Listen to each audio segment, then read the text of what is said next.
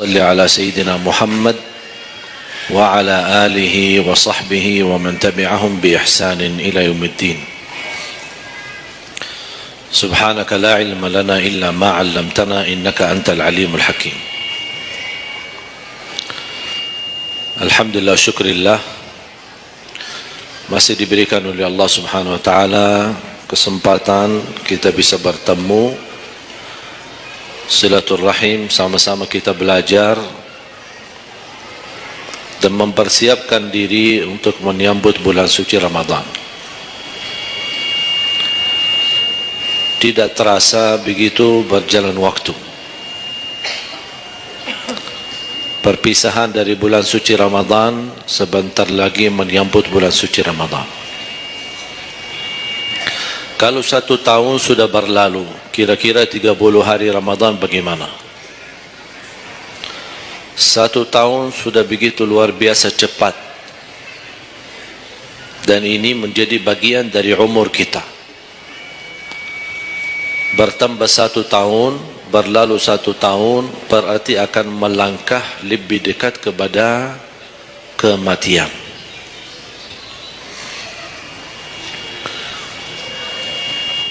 Sebenarnya bukan berapa usia kita, tapi apa isi usia kita. Isinya apa? Dan sebagaimana Rasulullah SAW menjelaskan di hadis yang sahih, di hari kiamat dan tidak akan tergeser kaki seorang sambil ditanya oleh Allah 4 pertanyaan. Berarti kita akan menghadapi 7 pertanyaan. 3 di kuburan, menghadap mungkar nakir, man rabbuka, ma dinuka, man nabiyuka. Yang tersisa 4 nanti di hari kiamat, sebelum dimulai hisab, sebelum tergeser kaki kita ke surga maupun ke neraka, ditanya oleh Allah Subhanahu wa taala 4 pertanyaan. Yang pertama, lan tazula qadama 'abdin yaumal qiyamah hatta yus'ala an 4. Tidak akan tergeser kaki seorang di hari kiamat sampai ditanya oleh Allah SWT 4 pertanyaan. Yang pertama, an umurihi fima afnah. Umurnya apa yang kamu lakukan? Allah tidak akan tanya berapa usiamu, tapi apa yang kamu isi dalam usiamu. 60, 70, 100 tahun, kurang, lebih. Allah tidak berdulikan berapa usia kita. Bahkan banyak para sahabat ketika ditanya usiamu berapa, dia menjawab usia saya 10 tahun. Padahal sudah tua, sudah di atas 50, ada yang di atas 40. Tapi kenapa begitu ditanya soal umurnya dia menjawab 10 tahun? Ternyata mereka menghitungkan usia yang sebenarnya adalah usia yang terisi taat. Masa jahiliyah, sebelum datangnya Islam, mereka menganggap itu semua usianya sia-sia.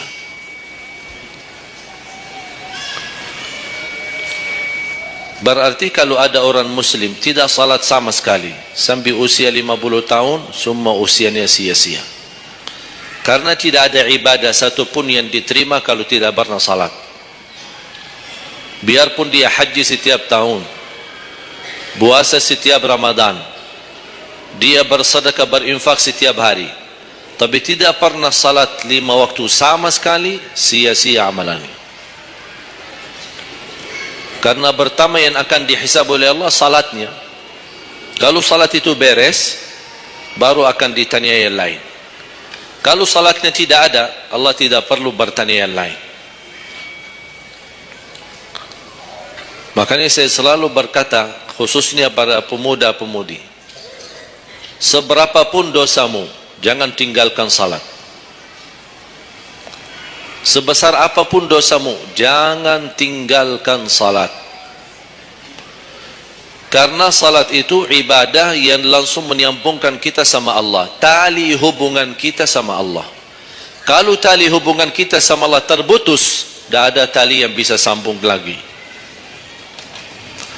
Dan selama anda menjaga salat, berarti masih ada harapan masuk dalam golongan yang akan diampuni Allah. Ada ampunan, ada harapan ampunan. Tapi kalau tidak salat, terus bagaimana Allah ampuni kalau tidak mau bertaubat? Banyak orang berkata, saya malu.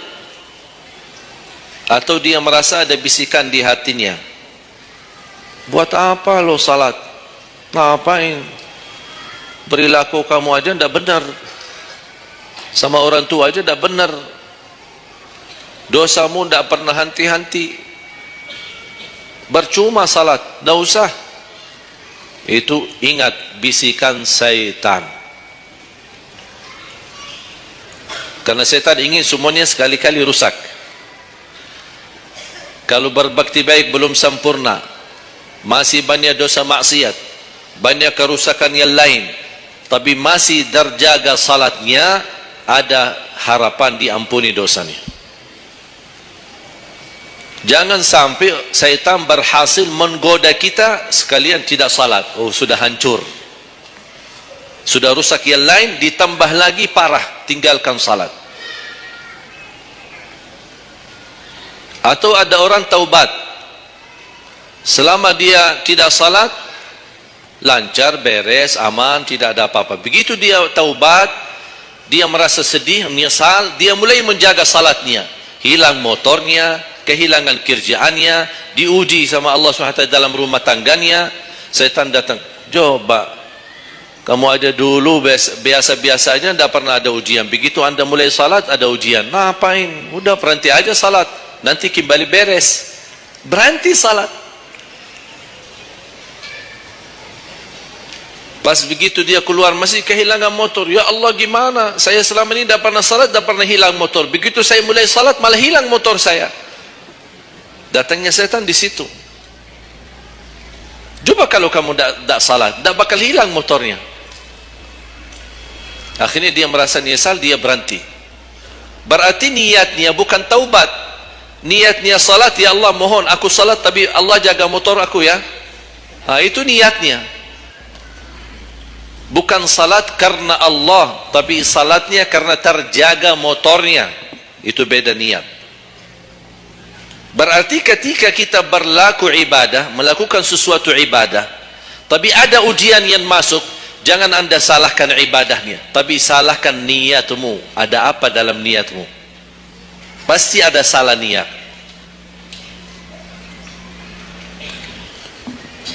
Dan itu inti daripada umur kita. Allah berikan 60 tahun. Kemarin saya hitungkan, kalau standar umur umatku kata Rasulullah kan 60 sampai 70. Itu kira-kira kurang lebih. Ada yang lebih tua, lebih panjang usianya, ada yang lebih muda. Tapi standar kata Rasulullah SAW, a'maru ummati baina 60 wa 70. Standar umur umatku antara 60 sampai 70. Ada yang melebihi dari itu, tapi sedikit sekali dibanding yang lebih muda. Saya kemarin hitungkan 60. Apa yang kita lakukan di dalam usia 60 tahun. Dari lahir sampai balik. Sampai tahun berapa? 15? Kita sepakat 15? 15 tahun. Berarti sebelum balik belum taklif. Sebelum balik belum taklif. Haji boleh tapi tidak wajib, karena syarat haji harus balik. Syaratnya harus balik, walaupun diperintahkan, dibiasakan untuk melaksanakan salat. Tapi anggaplah bedun taklif, belum ada taklif, belum ada kewajiban, berarti 15 tahun itu sia-sia. Dipotonglah dari 60, berapa sisa? 45. Tidur sehari berapa jam? Hah? 8? Boleh kita sepakati angka 8? Ya, kita bicara standar. Katanya menurut kesehatan, tidur yang normal dan pas dan cukup adalah 8 jam. Anggaplah 8 jam tidur. Ada yang tidur 12 jam. Ada yang tidur bangun, salat tidur bangun, salat tidur bangun. Kalau hari libur dia tidur, tidak capek tidurnya. Begitu bangun, ya Allah begal badan saya, tidur lagi.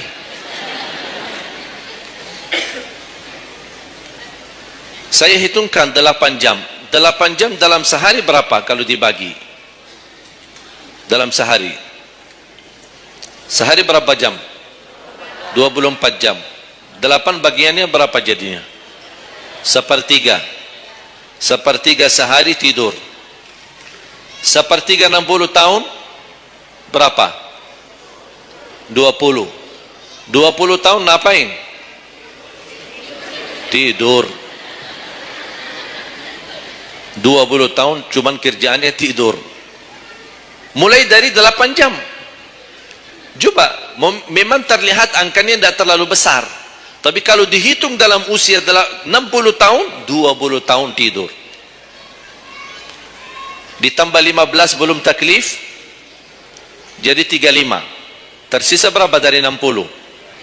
25. Cari nafkah dan rezeki. Kerjaan, standar kerja, jam kerja berapa jam? 8. Berarti 60 tahun berapa jam? Berapa tahun kita kerja? 20 tahun. 20 tahun cari menjadi kaya. Tapi 20 tahun masih stres. Tak jadi kaya-kaya. Masih bermasalah. Ditambah habis 20 tahun pensiun, tambah hutang. Belum lagi hutang sana sini. Sekarang semua serba hutang. Dan yang aku heran, kenapa orang Indonesia suka berhutang? Ada masalah sedikit hutang. Sekarang HP cicilan bagus-bagus. Begitu saya kemarin diajak sama teman foto, saya lihat HP ini, wih, masya Allah HP yang terbaru ini. Maaf Pak, cicilan. Jadi jangan ditipu, jangan tertipu ketika anda melihat handphone baru sama orang, langsung anda baik sangka barangkali cicilan. Tidak ada yang sanggup cash. Cash itu 12 juta sampai ada 15 juta. Bawa mobil yang mewah, cicilan. Begitu pindah rumah, cicilan. Jalan-jalan besok juga nikah, cicilan. Semua serba cicilan. Dan terpengaruhi dengan promo. Promo sana, sana ini, ada ini, non persen, non ini, apa, sini beli satu, dapat satu. Dan semua serba hutang. Tanpa kita sadar, tidak sadar, memang mudah kita awal-awalnya berhutang, tapi begitu sudah jatuh tagihannya, pusing. Memang hutang ini bikin aku stres. Ada orang minta sama saya amalan. Ada enggak amalannya supaya saya bisa mengatasi masalah hutang ini? Saya bilang mudah amalannya, jangan berhutang lagi. Udah. Sudah selesai. Hutang itu di dalam Islam dibolehkan kalau sudah benar-benar keadaannya darurat. Sudah tidak ada solusi, tidak ada jalan, tidak ada yang bisa bantu, tidak ada yang bisa menolong. Akhirnya terpaksa. Dan hati-hati dari riba. Jangan terpaksa nanti beralasan, ya Allah saya terpaksa menggunakan pinjaman bank tapi riba. Pinjam 100 juta kembalikan 120 juta. Dosa besar. Masih lebih ringan dosa zina sama ibu daripada terima uang riba. Nauzubillah min zalik.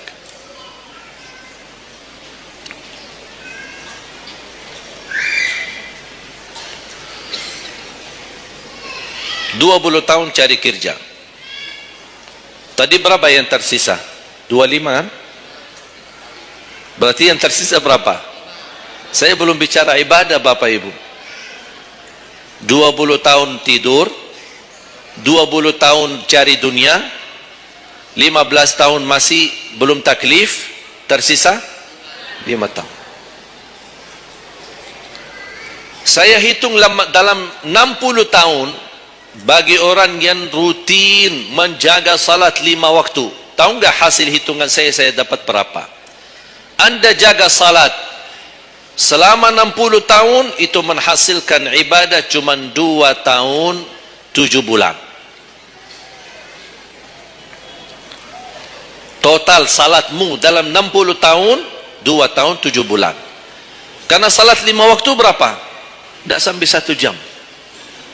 Tidak sampai 1 jam. Saya bicara yang wajib. Ada, bagaimana saya hitung kalau ada orang yang tidak salat sama sekali? Na'udzubillah, sudah habis sia-sia umurnya kalau tidak salat sama sekali. Saya belum hitung tarawih 23 rakaat 7 menit. Nah, itu beda urusan itu. Ada tarawih 23 rakaat 7 menit? Tidak ada tarawih. Jangan apa suuzan, itu namanya olahraga. Olahraga paling cepat selesai dapat juara 1. Jadi kita harus baik sangka, jangan suuzan. Karena itu bukan salat. Yang aku heran itu setiap tahun itu tradisi ini terulang setiap Ramadan. Menjadi sebuah kebiasaan. Yang seharusnya menjalani kebiasaan agama atau kebiasaan beribadi. Dan kenapa itu hal menjadi betul-betul sesuatu yang kebiasaan, menjadi tradisi? Kenapa? Aku heran ini. Ada yang bisa jawab? Kenapa ketika masuk Ramadan tetap menjalankan 23 rakaat tapi dengan cara cepat? Aku heran belum menemukan jawabannya. Ada apa dengan 23 rakaat harus selesai cepat? Dan ini khusus di bulan Ramadan. Aku sangat kagumi ketika mendengar seorang imam begitu maju imam tarawih rakaat pertama, Allahu Akbar, Masya Allah, kepanjangan takbirnya. Saya sudah alhamdulillah, pasti nikmat, enak. Bismillahirrahmanirrahim, alhamdulillahirabbil alamin, arrahmanirrahim. Astaghfirullahalazim, saya kaget. Barusan sudah enak, ngapain cepat-cepat? Makanya saya ingat di masa ketika saya di salah satu kampung, ada seorang bapa di samping saya. Saya datang ke masjid, sudah mereka mulai tarawih. Yang aku kasihan bapa di sebelah saya, barangkali usia 80, 90. Gerakannya tidak sama seperti kita. Kan kita masih muda, masih bisa mengejar imam. Habis bacaannya imam, saya tidak bisa mendengar kecuali ujung ayat. Waladhdallin. Oh, ini Al-Fatihah. Bismillahirrahmanirrahim. An-Na'im, An-Na'im, An-Na'im. Apa? Alhaakumut takatsur. Allahu Akbar, sami'allahu liman hamidah, Allahu Akbar, Allahu Akbar, Allahu Akbar. Saya masih ikut. Yang saya kasihan bapak yang di samping saya ini. Begitu imam ruku', bapak kan pelan-pelan, kan begal badannya, sudah tua, fisiknya tidak kuat, turun pelan-pelan, imam sudah sami'allahu liman hamidah. Bapak udah berdiri lagi, dah jadi ruku' bapak. Bas begitu sujud, kita semua turun sujud. Bapak saya lihat pelan-pelan sambil batu-batu. Turun. Begitu dia sudah mau nyampe, imam sudah rakaat kedua. Bapak malah berdiri lagi, dah jadi sujud. Astaghfirullahaladzim, kasihan bapak tidak jadi ruku', tidak jadi sujud. Pas di rakaat yang kedua, saya megang tangannya, Pak, kita pulang aja deh. Mendingan salat tarawih di rumah sendiri. Itu bukan salat tarawih. Ramadan cuma berapa kita namukan Ramadan? Orang yang sudah wafat, kalau kita boleh berbicara dan dengar bisikan, apa yang mereka bisa jawab? Wallahi, semua orang yang sudah mati berkeinginan kembali ke dunia untuk menikmati bulan Ramadan. Mereka ingin menikmati bulan Ramadan, menikmati tarawih, menikmati suasana buka puasa bersama, bagi-bagi sahur dan aktivitas yang lain. Ini kesempatan, kita masih diberi oleh Allah umur, sehat walafiat, maksimalkan. Tidak semestinya 23, mau 11 boleh, mau 23 boleh, mau seberapapun tarawihnya, mau salat tahajud di rumahnya boleh. Ulama sudah menjelaskan jumlah salat malam atau tarawih yang paling sedikit 2 rakaat, yang paling banyak tidak ada batasnya. Jadi kalau kita 2 rakaat, 4 rakaat tutup witir, sah. 8 rakaat tutup witir, sah. 10 rakaat tutup witir, sah, tidak ada masalah. Tidak harus 11 atau 23. Intinya bukan jumlahnya, tetapi cara melaksanakannya.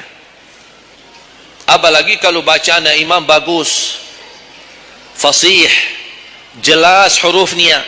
Saya yakin bagi jamaah yang awam, yang datang setiap Ramadan, setiap malam ikut salat tarawih, dia belum bisa baca Quran, tapi dia mendengar baca imam selama 30 malam, dia pasti bakal belajar Al-Quran karena bacaan imam bagus. Bismillahirrahmanirrahim. Alhamdulillahi rabbil alamin. Ar-Rahmanir-Rahim. Maliki yaumiddin. Iyyaka na'budu wa iyyaka nasta'in. Ihdinas siratal mustaqim. Siratal ladzina an'amta 'alaihim ghairil maghdubi 'alaihim waladdallin.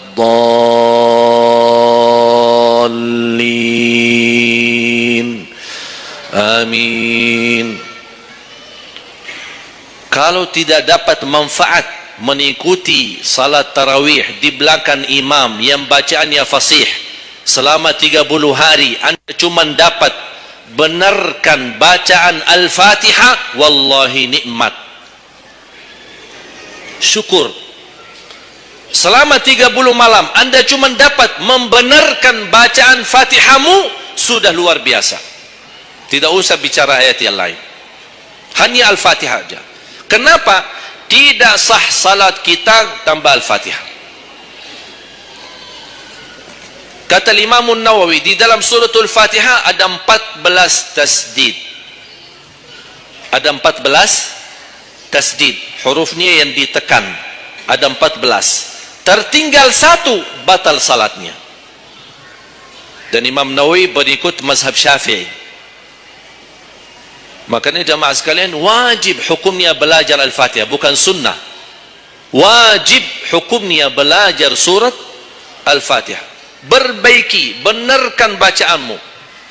Karena tergantung Fatihahnya, itu salatnya sah atau tidak. Itu tergantung Al-Fatihah. Makanya saya harap mulai dari hari ini, anda semua bersungguh-sungguh belajar surat Al-Fatihah. Jangan anda targetnya mau hafal 30 juz. 30 juz anda hafal, tapi tidak benar surat Al-Fatihah, sia-sia. Tidak ada manfaat. Karena anda baca surat Al-Fatihah, tidak baca ayat yang lain sama sekali, masih tetap sah salatnya. Karena surat Al-Fatihah tidak bisa diganti. Kalau anda lupa baca selain surat Al-Fatihah, ada istilah lupa salah satu kewajiban, bisa diganti dengan sujud sahwi. Misal, rakaat pertama baca Al-Fatihah, itu rukun. Lanjut dengan baca ayat pendek. Anda tidak sadar, habis waladdallin, amin, hep, Allahu Akbar. Lupa baca ayat, itu diganti dengan sujud sahwi. Itu kalau di salat wajib. Tapi kalau di salat sunnah, tidak ada wajib atau rukun selain suratul Fatihah. Jadi anda kalau salat sunnah cuma suratul Fatihah, kemudian takbir, rakaat yang kedua suratul Fatihah, dan kemudian langsung ruku', sah salatnya, tidak apa-apa. Tidak harus baca surah-surah yang lain. Itu di salat sunnah. Tapi kalau di salat wajib, hukumnya baca Al-Fatihah rukun, hukum baca surah yang lain wajib. Kalau terlupa, diganti dengan sujud sahwi. Sujud sahwi 2 kali sebelum salam. Habis tahiyat, sujud 2 kali, kemudian langsung habis itu salam. Dan habis sujud sahwi tidak bagi tahiyat lagi. Sudah cukup tahiyat yang anda baca. Makanya kembali lagi jamaah sekalian, umur bukan berapa usianya, tapi apa isinya. Maka Rasulullah SAW bersabda, ni'mal abdus salih man tala umur wa hasun amalu. Sebaik-baik hamba yang salih, yang panjang usianya, tapi baik amalannya. Baik amalannya.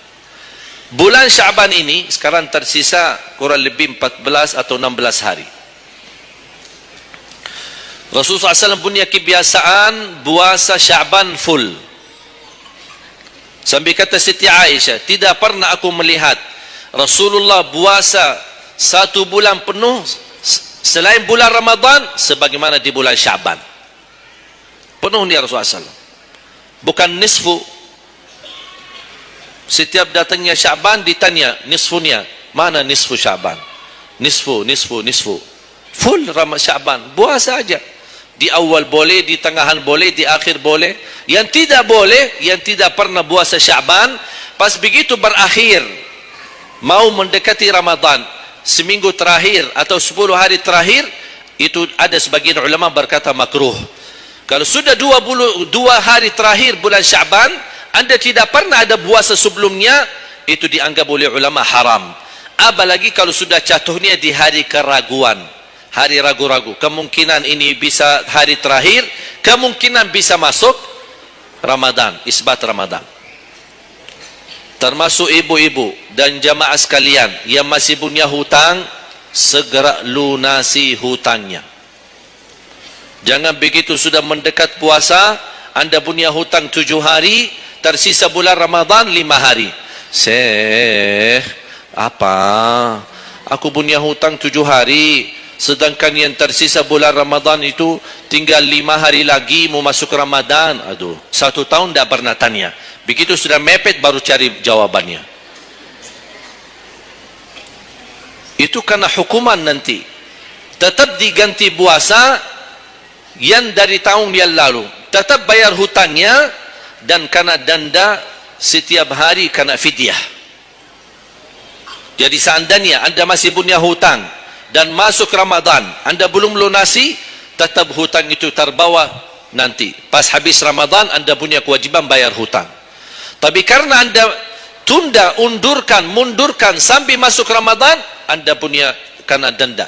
Ditambah lagi, bukan hanya bayar dengan puasa, ganti puasa, tapi ada lagi namanya fidyah. 1 hari 1 orang miskin.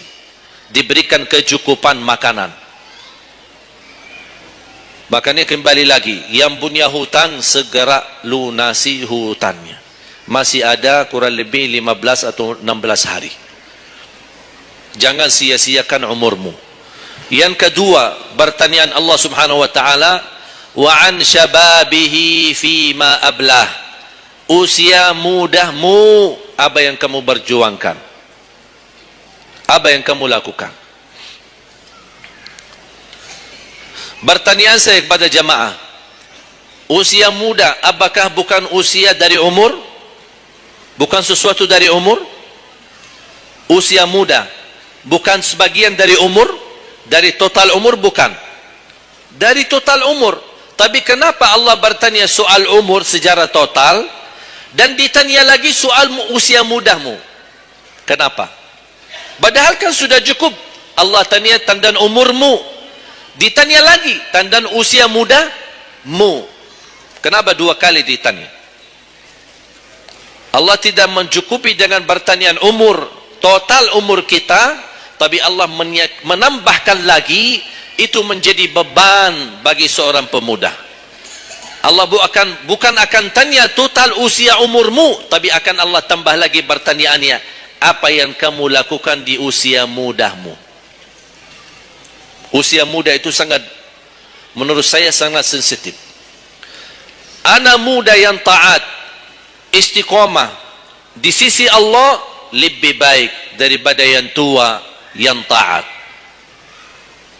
Sekali lagi, dan yang tua-tua jangan tersinggung ya. Yang muda yang taat, istiqamah di sisi Allah lebih mulia daripada yang tua yang taat. Sama-sama taat, tapi kenapa yang muda lebih mulia?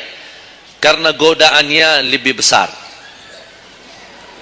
Kalau yang tua, nah, apa yang mau digoda? Habis sudah. Tak ada fisik, tak ada tenaga, tak ada apa. Kalau yang muda banyak godaannya. Pandangan matanya, telinganya, hawa nafsunya, sahwatnya, fitnah sana sini. Mudah digoda, anak muda. Makanya Allah berikan kemuliaan.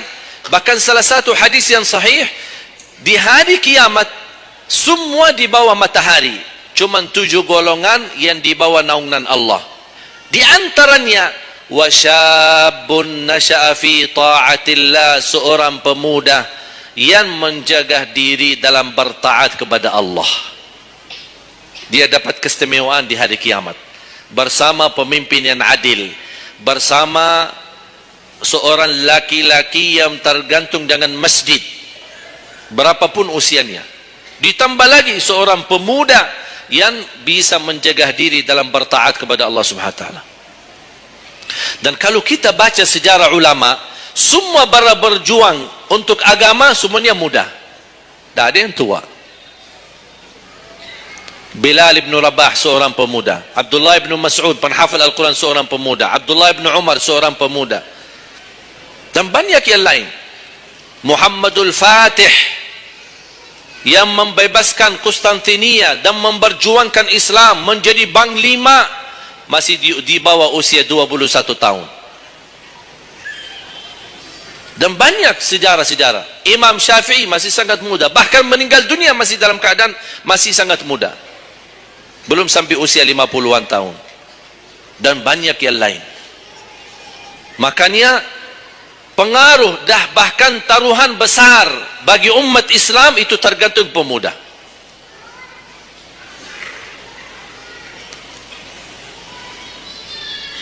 Kalau pemuda yang suka memakmurkan masjid, mencintai Al-Quran, dan dia bisa menjaga diri, dan dia bisa berbakti baik sama orang tuanya, dan selalu menjadikan target utama ridha Allah, wallahi Indonesia makmur.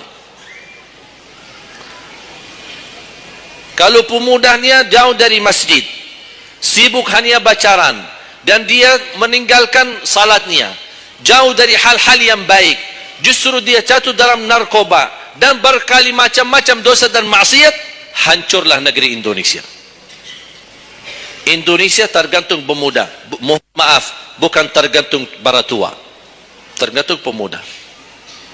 Makanya saya bahagia sekali ketika kemarin tanggal 17 April, saya bahagia sekali ketika melihat semua pemuda-pemuda ikut nyoblos di TPS. Walaupun kita belum lihat hasilnya, tapi sabar. Sabar. Ini ujian. Jangan ada orang terlalu muda diadu domba. Sabar. Apapun keputusannya kita tunggu. Keputusan yang resmi dari KPU. Keputusannya benar, tidak benar, serahkan kepada Allah. Hati-hati, jangan terlalu mudah diadu fitnah. Sama-sama muslim, jangan kita diadu domba di antara kita sesama. Bahaya sekali kalau terjadi konflik gara-gara pemilu dan kepentingan politik. Silahkan lihat apa yang terjadi di Timur Tengah. Semua kejadian di Timur Tengah, awal langkah kejadian itu gara-gara kepentingan politik. Yang menjadi korban rakyat. Orang politisi hidup di negeri Eropa, nikmat, senang, bahagia, semuanya serba ada. Mereka tidak bahaya, tapi yang bahaya rakyat. Yaman, Suria, Irak, dari tahun 90 sampai sekarang Irak tidak bisa aman. Ada orang bawa berita itu Irak saudara, dan mereka perang saudara antara Sunnah dan Syiah. Bohong, tidak benar. Ratusan tahun mereka hidup damai antara Sunnah dan Syiah, tidak pernah bermasalah. Tapi karena langkah awal kepentingan politik, lama-lama terpengaruhi dengan perbedaan aliran dan berbeda pendapat. Kalau sudah kita menjadi korban dan terpengaruhi demi kepentingan politik, mudah diadu domba, besok-besok akan terjadi perang antara Sunni sama Syiah di Indonesia. Besok lagi akan terjadi antara aliran-aliran yang lain sama golongan-golongan yang lain. Bisa terjadi perpecahan belah. Itu yang diinginkan oleh musuh Islam. Jangan diberikan kesempatan. Terjadi ujian, memang kita menghadapi ujian. Bukan hanya umat Islam di Indonesia. Di Palestina sudah 60, bahkan sudah sampai 70 tahun mereka menghadapi ujian. Tapi kekuatan sabar luar biasa. Tidak pernah putus asa. Biarpun mereka tidak bersenjata, tidak punya apa-apa melawan musuhnya Israel. tapi mereka tetap tidak pernah putus asa, tidak pernah pasrah. Mereka tetap berjuang mencintai Masjidul Aqsa. Saya merasakan perjuangan pemuda ketika saya ke sana, ke Masjidul Aqsa. Makanya jemaah sekalian, kita bisa memperjuangkan tapi tambah membuat permusuhan. Kita masih bisa bertahan, dan insya Allah ada jalan keluar dari segala kesusahan. Dan Allah tidak mungkin membiarkan kezaliman terjadi. Kalau kita merasa terzalimi, tidak apa-apa, tunggu. Dan kita harus belajar saling menghormati. Yang memilih 01 itu hakmu, tapi anda tidak berhak mencaci maki 02. Yang memilih 02 itu hakmu, tapi anda tidak berhak mencaci maki 01. Sama-sama Muslim, sama-sama orang Indonesia. Malu kita, kadang-kadang aku sedih melihatku ini terjadi permusuhan. Ulama di sini mencaci maki ulama yang di sana, ulama yang di sana membalas lagi dan apa aduh. Ya Allah, malu kalau di antara ulama saja terjadi persoalan bermasalahan. Gimana orang awam? Makanya selalu saya dalam doaku, ya Allah, satukan dan rapatkan hati para ulama kami. Satukan saf ulama kami. Ada perbedaan itu wajar, tapi yang tidak wajar ada permusuhan. Apa yang saya sampaikan sekarang, saya yakin tidak mungkin 100% anda semua terima. Dia harus belajar. Tidak boleh saya maksa anda semua ikut pendapatku. Aku hanya menyampaikan, anda bisa dengar, anda bisa ikuti, anda bisa tolak. Itu hakmu menerima atau menolak. Dan ada orang berhak untuk memaksakan kita. Oleh karena itu sekali lagi, mohon jaga dan rapatkan saf kita. Sekarang banyak muncul di media. Ini semua tujuannya berkeinginan menadu domba di antara kita. Sekarang akhirnya yang gagal, yang rusak siapa? Negeri kita. Yang kurban, rakyat kita. Orang politisi tidak apa-apa. Mereka kan berduit. Duitnya banyak, fasilitasnya banyak. Bisa dia hidup keluar negeri dimanapun. Dia baca keluarganya, sudah. Biar rakyat jadi korban. Jangan kita mau dijadikan kambing hitam. Siap? Bisa jaga? 714 suku dan budaya berbeda-beda, tapi alhamdulillah masih bisa bersatu di bawah bendera merah putih. Dan ini karunia dari Allah Subhanahu wa taala. Wajib kita syukuri dan wajib kita jaga. Dan kita berdoa. Sekarang anda sudah ikut memilih kan? Sudah memilih? Sudah, itu ikhtiar. Anda sudah selesaikan tugasmu. Sekarang apa yang harus kita lakukan? Doa, memohon pertolongan dari Allah. Biar Allah yang memilih mana yang terbaik. Ya Allah, kami sudah berusaha, kami sudah berikhtiar, pimpinlah kami, anugerahkanlah kepada kami pemimpin yang takwa, yang adil, yang amanah, yang mencintai agamamu, yang mencintai ulama, yang bisa melayani rakyat dengan ikhlas. Itu doa kita. Kalau boleh setiap tahajud, setiap sujud, habis duha, habis salat wajib, terus doa seperti itu. Saya punya kebiasaan ketika mengajak jamaah umrah, saya haruskan kepada semua jamaah ketika kami tawaf maupun sa'i, wajib paling tidak 1 kali tawaf, 1 kali sa'i, khusus doakan Indonesia. Karena Indonesia apalagi saat ini sangat membutuhkan doa kita. Sebagaimana kita berduli kepada saudara kita Palestina dan kita bantu, kita mendoakan. Kalau Indonesia tidak perlu bantuan dana, tapi butuh doa kita. Makanya jangan pelit untuk mendoakan negeri kita Indonesia. Faham? Yang ketiga,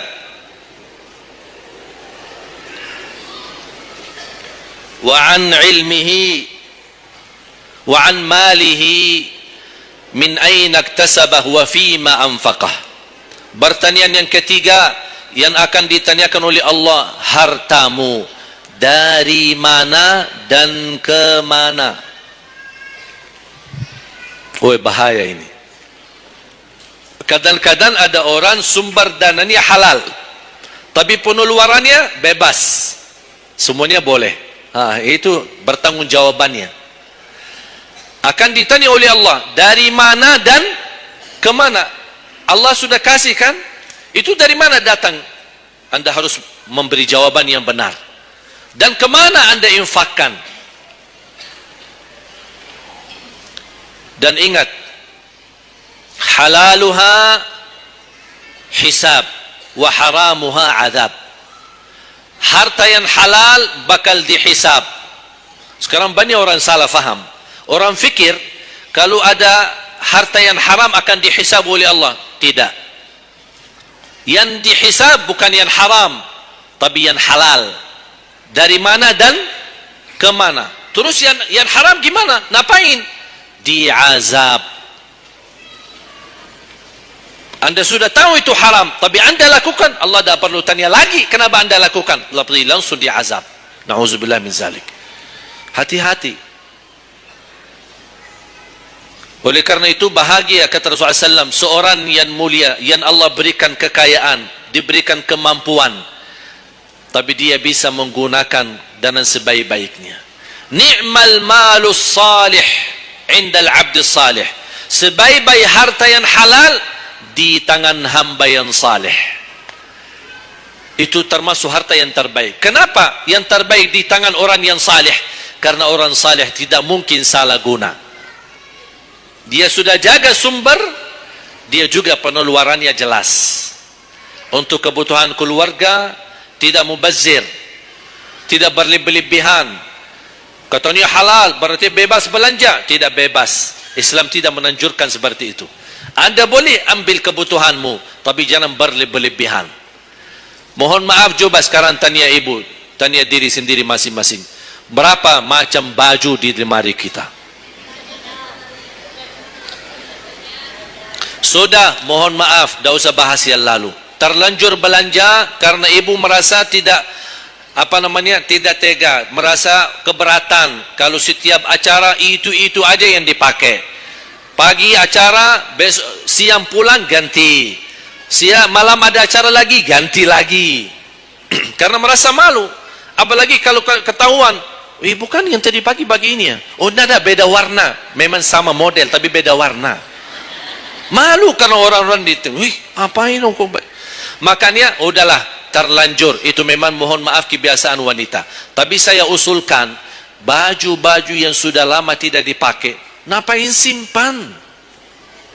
Sudah, bebaskan, infakkan, sedekahkan. Saya kemarin bermusyawarah dengan tim-tim yayasan kami untuk membuat satu lembaga khusus yang punya pakaian-pakaian yang sudah lama tidak dipakai.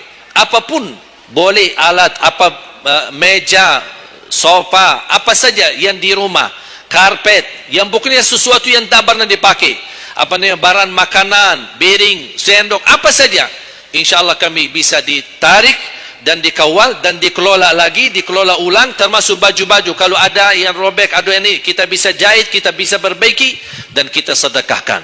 Bisa di dalam negeri dan bisa di luar negeri. Alhamdulillah program ini berjalan di kota Madinah. Alhamdulillah tidak ada lagi mubazir yang buang baju sia-sia. Semuanya bisa dimanfaatkan. Mudah-mudahan terwujud program ini agar ibu-ibu tidak terbeban. Ada kelebihan mau pindah rumah. Biasanya kalau pindah, apalagi kalau orang kaya, pindah rumah mana barang-barang dibawa lagi? Barang-barang besi yang baru-baru semua. Terus yang tersisa kemana? Dibuang atau tidak tahu kemananya. Udah, kita yang ambil, kita yang kelola, yang perlu diperbaiki kita perbaiki, dan kita hantarkan kepada warga-warga yang miskin yang mereka tidak punya apa-apa. Setuju? Yang terakhir, yang keempat, wa an ilmihi madza amila bihi. Allah akan tanya terhadap ilmumu, apa yang kamu lakukan. Jadi jamaah sekalian, intinya bukan berapa banyak ilmumu, tapi berapa yang anda amalkan. Oleh karena itu jangan terlalu banyak belajar. Belajar dan amalkan. Walaupun anda belajar cuman sedikit, itu jauh lebih baik daripada anda banyak belajar tapi tidak sempat mengamalkan. Belajar, amal, belajar, amal. Dan ilmu yang bermanfaat yang diikuti dengan amalun salih. Ada orang Masya Allah semangat, ke sana belajar, sana belajar, sana belajar, tapi tidak pernah mengamalkan. Dikasih amalan zikir wirid, tidak diamalkan. Ditambah lagi amalan yang kedua, tidak diamalkan. Akhirnya terbeban, banyak amalan belum ditunaikan. Itu menjadi beban. Nanti di hari kiamat Allah akan tanya, sudah berapa lama kamu belajar? Sudah berapa banyak ilmumu? Apa yang kamu amalkan? Oleh karena itu jamaah sekalian, tolong jaga. Boleh anda belajar, tapi anda amalkan. Kalau ada orang berkata, daripada saya salah, ya udah tidak usah belajar. Oh, bahaya lagi. Ada orang berkata, daripada saya perlumpun dan bisa mengamalkan, mendingan saya tidak usah banyak belajar. Udahlah, biar saya tunaikan dulu yang sudah saya belajari. Tidak. Tetap anda belajar dan mengamalkan sesuai kemampuannya. La yukallifullahu nafsan illa usaha. Walaupun anda belum tunaikan seluruh amalannya, tidak apa-apa. Tapi anda sudah ada niat, anda sudah ikhtiar, anda sudah tunjukkan yang terbaik. Tapi kemampuannya memang sampai segini, kemampuannya memang terbatas. Tidak apa-apa, Allah melihat anda sudah bersungguh-sungguh untuk mengamalkan apa yang anda belajari. Oleh karena itu, saya kasih satu amalan. InsyaAllah mudah-mudahan bermanfaat. Sedekah subuh. Sedekah subuh, kenapa saya berkata sedekah subuh? Bukan berarti tidak boleh sedekah di waktu yang lain. Semua sedekah boleh di setiap waktu dan setiap saat, hari Jumat maupun selain hari Jumat. Tapi sedekah subuh itu termasuk sedekah yang terbaik. Kenapa? Bukan kata saya, tapi kata Rasulullah sallallahu alaihi wasallam. Setiap waktu subuh Allah turunkan malaikat, tugasnya mendoakan orang yang bersedekah subuh hari. Allahumma a'ti munfiqan khalafa. Ya Allah, ganti yang lebih baik bagi orang yang infak di subuh hari. Ibu-ibu lagi halangan tidak salat, sebelum beraktivitas isi sedekah subuh. Anda tidak usah susah-susah mencari anak yatim dan orang miskin di subuh hari. Mulai hari ini masing-masing bikin kotak amal atau botol atau kaling, simpan di rumah. Setiap habis salat subuh sebelum beraktivitas isi sedekahnya. Apalagi kalau sedekah itu disertai doa. Begitu anda sedekah, sebutkan hajatmu. Ya Allah, dengan berkah sedekah ini, ya Allah, saya ingin nikah. Mudahkan jodoh. Nikah lagi juga boleh doa, tidak apa-apa. Ada yang sedang melamar kerjaan, anda isi, wallahi dahsyat amalan ini, wallahi dahsyat, manfaatnya banyak untuk menyembuh penyakit, menabulkan hajat, memudahkan urusan. Dan tidak pernah saya sampaikan amalan ini, semua alhamdulillah berhasil mendapatkan hajatnya. Begitu anda isi, doa, ya Allah, dengan berkah sedekah ini mudahkan lamaran kerjaan saya. Ya Allah, dengan berkat sedekah ini mohon titipkan pahalanya untuk kedua orang tua saya. Kalau ada yang merasa dirinya suka marah, suka emosi, ya Allah, dengan berkat sedekah ini tenangkan hati dan jiwa saya agar tidak emosi lagi. Ya Allah, dengan berkat sedekah ini karuniai kepada aku anak penghafal Al-Quran.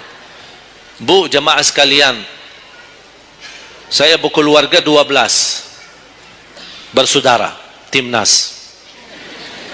Dan kami memang sudah disusun satu lusin 12 ini mempersiapkan kalau timnas kita belum mampu membawa juara, insyaallah kami sekeluarga siap mengganti timnas. Alhamdulillah, dari saudara saya 12 ini 10 penghafal Al-Quran. Tapi orang tua saya awam, percaya enggak? Orang tua saya bukan ulama, bukan kiai, bukan ustaz. Ayah saya belajar kelas 3 SD. Ibu saya tidak pernah masuk sekolah sama sekali. Sampai usia 40 tahun masih buta huruf, tidak bisa baca Quran. Tapi Allah berikan karunia keturunan penghafal Al-Quran. Berkat apa? Salat mereka dan sedekah mereka termasuk doa. Itu berjuangan mereka. Alhamdulillah, sekarang ayah saya, ibu saya penghafal Al-Quran, yang jadi gurunya anaknya sendiri. Sekarang di Indonesia saya bawa 5 adik saya dan ditugaskan menjadi imam tarawih. Saya bawa mereka pindah dari Arab kemari. Ada 5. Yang perempuan sudah dinikahkan sama orang Indonesia, orang Jakarta. Dan saya dorong adik saya yang perempuan untuk menghafalkan suaminya biar jadi penghafal Quran.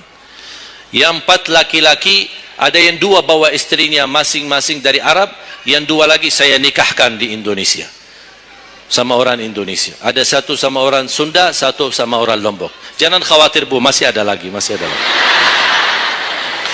Bahkan saya dorong adik-adik saya semua wajib nikah 4. Masing-masing 4 istri. Kenapa? Supaya banyak keturunan. Kalau bisa setiap satu istri 12, satu lusin. Masya Allah, luar biasa. Mengapa? Karena kita punya perjuangan yang masih panjang. Cita-cita saya mencetak 1 juta penghafal Al-Quran di Indonesia. Ketika saya datangkan adik saya tugaskan sama mereka dan tegas, kalau kalian datang hanya mau berhiburan, pulang. Kalian di sini untuk bersama-sama memperjuangkan untuk mencetak 1 juta penghafal Al-Quran. Dan alhamdulillah program ini sudah jalan. Dan kita terus memperjuangkan, dan saya harap semua jamaah insya-Allah berkenan terlibat dalam program ini. Cita-cita saya semua masjid se-Indonesia insya-Allah diimami imam penghafal Al-Quran 30 juz. Bahkan lebih hebat lagi cita-cita saya, insya-Allah saya yakin akan terjadi. Insya-Allah di demikian hari, di waktu yang Allah insya-Allah tentukan, insya-Allah presiden kita penghafal Al-Quran. Coba ya Allah, rasanya enak. Langsung diumumkan di Masjid Istiqlal, khatib dan imam salat Idul Fitri penghafal Al-Quran 30 juz, Presiden Republik Indonesia. Oh, mantap. Imam salat Idul Adha, Presiden kita. Salat Jumat, khatib dan imam, Presiden kita. Tidak perlu ganti imam. Udah tidak perlu ganti imam, subhanallah, luar biasa. Coba saya kagumi ketika membaca dan melihat YouTube-nya Presiden Erdogan Turki. Walaupun beliau bukan penghafal Al-Quran, tapi murattal bacaannya beliau, Masya Allah. Mana ada sekarang presiden di dunia Islam sebagaimana bacaannya yang benar. Ini sudah saatnya, tapi bukan sekarang ya, nanti maksud saya sabar dulu. Nanti jadi kacau nanti semua. Nah, sabar dulu. Insya-Allah ada waktunya. Insya-Allah. Mulai dari sekarang kita ayo bersama-sama mempersiapkan untuk kalau anda gagal menjadi penghafal Al-Quran, jangan gagal anakmu, cucumu, generasi yang ini semua. Kita melihat, saya bangga. Kenapa saya semangat untuk mencetak 1 juta penghafal Al-Quran? Itu berkatnya acara Hafiz Indonesia. Nonton kan acara Hafiz Indonesia? Nangis ya? Alhamdulillah. Habis tisu kan? Tahu enggak salah satu karunia Allah untuk Indonesia? Ada teman saya berusaha punya TV di Arab. Beliau ingin membuka dan membuat acara Hafiz Indonesia versi Arab, tapi gagal. Kenapa? Karena tidak menemukan jumlah yang banyak penghafal Al-Quran di bawah usia 10 tahun. Hanya Indonesia saja. Malaysia kalah, Indonesia saja di bawah 10 tahun. Dan sayang sekali memang anda yang nonton acara Hafiz Indonesia, anda nonton acara yang sudah jadi, tapi anda belum tahu apa yang kami berjuangkan di belakang layar. Sebelum acara Hafiz Indonesia 4 bulan bekerja keras, sampai tim turun ke lapangan, ke desa-desa, kampung-kampung, ke pulau-pulau untuk menumbuhkan dan mendatangkan, menghadirkan para penghafal Al-Quran. Ketika dibawa di Jakarta 2 bulan berturut-turut kami didik mereka. Yang awalnya pemalu, awalnya ada yang mohon maaf kencing di celananya sendiri, saking tidak berani, takut. Alhamdulillah sekarang menjadi mereka pemberani. Bahkan mereka berlomba-lomba azan subuh. Mereka berlomba-lomba membangunkan sesama saudaranya. Sama-sama tertib makan. Kita menghadirkan dokter kesehatan, kita menghadirkan dokter psikologi jiwa untuk menjaga perasaan mereka selama 2 bulan. Didampingi kadang-kadang ibu mereka, didampingi kadang-kadang ayah-ayah mereka.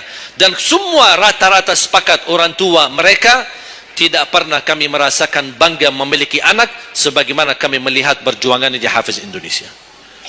Dan alhamdulillah begitu selesai acara Hafiz Indonesia, kami tidak tinggalkan mereka. Kami terus kawal, kami terus pimpin, dan alhamdulillah mereka di kampung masing-masing sudah membangun rumah tahfiz, ada yang membangun pesantren untuk mencetak dan melahirkan jumlah yang banyak penghafal Al-Quran.